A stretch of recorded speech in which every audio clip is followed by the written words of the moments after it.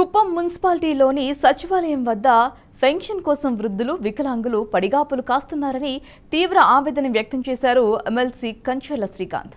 ఖజానాలో నిధులు లేకపోవడంతో పెన్షన్ల పంపిణీకి నిధులు విడుదల కావటం లేదని ఆరోపించారు. వృద్ధులు వికలాంగులకు ఒంటరి మహిళలకు ఇచ్చే పెన్షన్ డబ్బులు కాంట్రాక్టర్లకు దోచిపెట్టారని మండిపడ్డారు.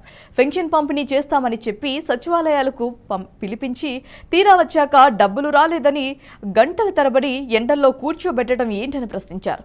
పెన్షన్లు ఇచ్చేందుకు డబ్బులు లేక చంద్రబాబుపై బురద జల్లే ప్రయత్నం చేస్తున్నారని విరుచుకుపడ్డారు. వచ్చేది టీడీపీ ప్రభుత్వమేనని పెన్షన్లు 4,000కు పెంచి ఇంటి వద్దకే పంపిస్తామన్నారు ఎమ్మెల్సీ శ్రీకాంత్.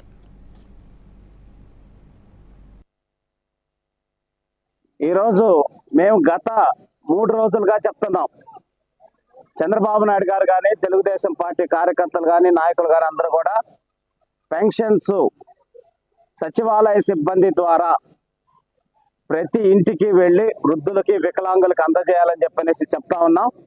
అయినా కూడా సచివాలయ సిబ్బంది అంగన్వాడీ కార్యకర్తలు వీళ్ళందరూ కూడా గ్రామాల్లో అవైలబిలిటీ ఉన్నా వార్డుల్లో అవైలబిలిటీ ఉన్నా కూడా డబ్బులు 13,000 కోట్ల రూపాయలు కాంట్రాక్టర్లకు దోచిపెట్టి పెన్షన్స్ ఏదైతే ముసలి వాళ్ళకి ఇవ్వాల్సిన పెన్షన్ డబ్బులు కూడా వాళ్ళ కాంట్రాక్టర్లకు దోచిపెట్టి ఈరోజు మీకు ఎగ్జాంపుల్గా చూపిస్తే కుప్పం నియోజకవర్గంలో మున్సిపాలిటీ పరిధిలో ఉన్న 11వ వార్డు సచివాలయం దగ్గరకు వచ్చిన్నాం. మేము ఈరోజు మీకు డబ్బులు ఇస్తాము, ఇక్కడికి రండి, పెన్షన్ డబ్బులు ఇస్తామని చెప్పనేసి ఇక్కడికి పిలిపించి డబ్బులు లేవు అని చెప్పనేసి ముసలి వాళ్ళని ఈ విధంగా కూర్చోబెట్టి ఉదయం నుంచి 6 నుంచి ఇబ్బంది పడేటటువంటి పరిస్థితి తీసుకొచ్చారు.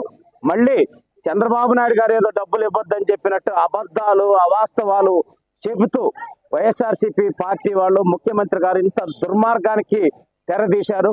ఇటువంటి వృద్ధులను కూడా ఇబ్బంది పెట్టేటటువంటి మీరు ఖచ్చితంగా రేపు రాబోయే ఎన్నికల్లో ప్రజలే మీకు బుద్ధి చెప్తారు. ఈ వృద్ధులు ముసలి వాళ్ళే మీకు బుద్ధి చెప్తారని తెలియజేస్తూ కనీసం వాళ్ళ మీద జాలి కనుకరంగా లేకుండా డబ్బులు మొత్తం దోచిపెట్టి మీ కాంట్రాక్టర్లకి ఈరోజు వాళ్ళనందరినీ రోడ్ల మీద పడిగాపులు కాపిస్తున్నారు. మీరు తెలుగుదేశం పార్టీ ఆధ్వర్యంలో ఇక్కడికి వచ్చిన వృద్ధులందరూ కూడా వాళ్ళకి భోజనం పెట్టి మేము సహాయ సహకారాలు అందిస్తున్నాం. వాళ్ళు ఇబ్బంది పడకుండా ఎప్పటికైనా మీరు జ్ఞానం తెచ్చుకొని సచివాలయ సిబ్బంది ద్వారా ప్రతి వార్డుకి 10 నుంచి 15 మంది సచివాలయ సిబ్బంది ఉన్నారు, వాళ్ళకి ఇచ్చి వాళ్ళ ఇళ్ల దగ్గరకే పెన్షన్లు పంపించే విధంగా చేయాలని చెప్పనేసి తెలుగుదేశం పార్టీ తరఫున మేము డిమాండ్ చేస్తున్నాం.